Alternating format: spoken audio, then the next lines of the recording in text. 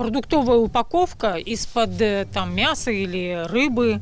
Вот прямо вот здесь, видимо, они в мусорке их как бы раздирают из пакетов и потом вот растаскивают по улице.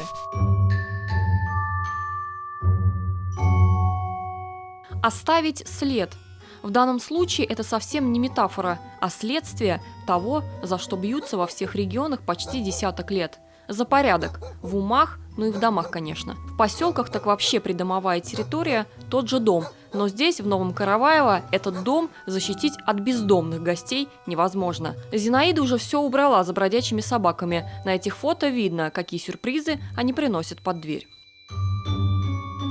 Иногда встречаешь собаку, которая никак не реагирует, ее просто неприятно сталкиваться с ней.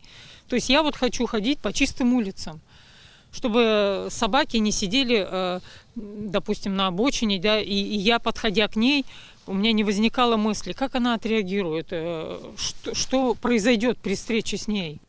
В администрации ей помочь не смогли. Собаки, гуляющие сами по себе, не предупреждают заранее, где их найти. Но и гоняться за ними никто из контролирующих органов не собирается. Закон, хоть и вступил в силу год назад, красиво пока выглядит только на бумаге.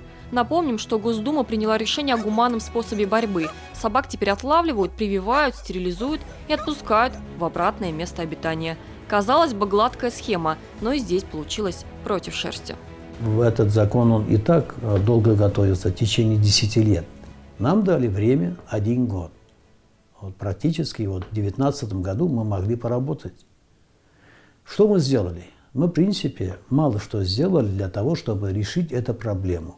Закон не обеспечен финансированием, в том числе, скажем, федерального центра, ни копейки на выполнение, исполнение вот этих регламентов нет.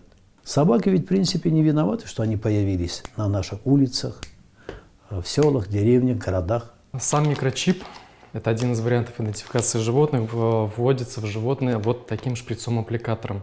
Он стерильный, представляет по сути себя обычный шприц, но в нем уже содержится вот эта микросхема. И вот этот микрочип уже можно вот таким простым устройством уже считать в любой точке мира. Это не опасно, да, для животного?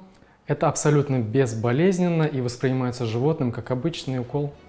Новые требования выполняются, но напоминают брошенную кость. Грызите, что дают. Само чипирование – слишком дорогое удовольствие, пока дело ограничено прививкой. Привито более 9 тысяч собак в Казани, бирка на ухе. Но все это было год назад. Собак нужно прививать заново. Снова отлов, снова в бой. Как распознать, когда именно пес получил вакцину? Новая собачья шарада. В этом году мы опять будем помогать им прививать животных против бешенства. Разрабатываем сейчас, чтобы не было, как говорится, никаких накладок. Скорее всего, в 2021 году уже будут бирки другого цвета, для того, чтобы знать, какие животные в каком году привиты и когда следующая вакцинация. За год это просто нельзя охватить. Это называется, как говорится, объять необъятное нельзя. Но работа ведется. Бродячие собаки бродить не перестали. Не перестали они и нападать на людей. Прививка совсем не гарантия от агрессивного поведения, а стерилизация численность, может, и уменьшила, но не намного. Улицу Петра Камалеева, на котором располагается целое учреждение культуры, культурным не назовешь. Злачное место, особенно вечером, особенно если идти в одиночку.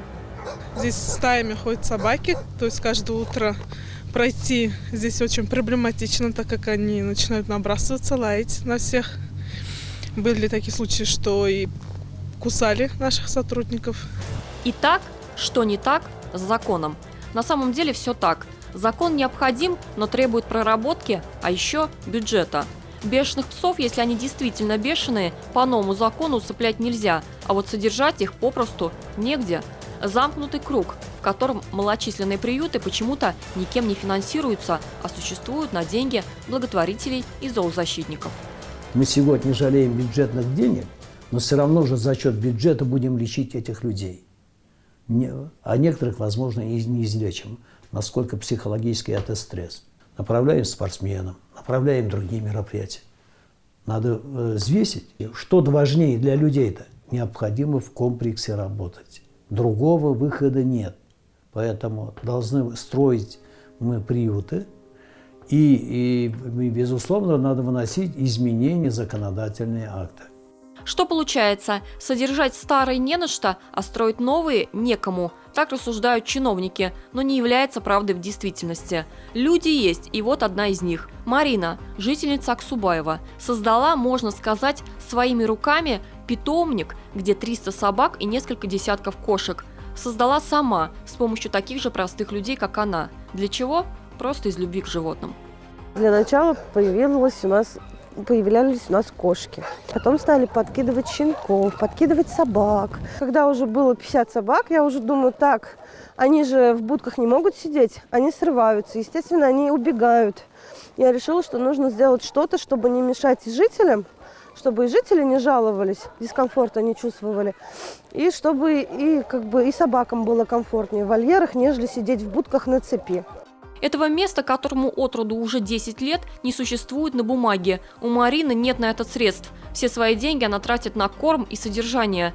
Готовый человек, готовый этим заниматься. Известная в своем районе, но не замеченная республикой до недавнего времени. Проблему обсуждают и в других регионах. Где-то предлагают ввести усыпление агрессивных собак, где-то изменить законодательство. Депутаты Татарстана тоже в курсе происходящего. Они уже подготовили серию предложений для правительства, среди которых строительство приютов, площадок для выгула собак, а также сместить фокус внимания на зарубежный опыт. Остается надеяться, что предлагаемые меры не провалятся, а оставят след не как метафору, а как крик о помощи, лай, который будет услышан. Диляра Юсупова, Андрей Мохов и Андрей Ключников. 7 дней.